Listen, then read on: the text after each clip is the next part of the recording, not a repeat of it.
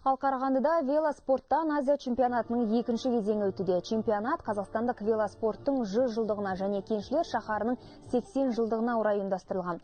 Дүбірлі доданың салтанатты ашылуында 27 елден келген 200-ден астам спортшы қатысты. Естеріңізге сала кетейік, велоспорттан Азия чемпионаты 21 мамырда Астанада бастау алған болатын. Тректік бәсекеден кейін қазақстандық команда жалпы медальдік есепте 5-ші орынға тұрақтады. Қазір жерлестеріміздің қоржында 4 алтын, 3 күміс және 1 қола медаль бар. Ең ұзақ жарыс ерлер арасында өтеді. Оның белгіленген қашықтығы 210 шақырым. Приветствую вас на Карагандинской земле. Қарағанды жеріне басқан қадамдарыңыз құтты болсын. Бұл жерде елбасы еңбек етіп, саяси тұлға ретінде өсіп шыққан.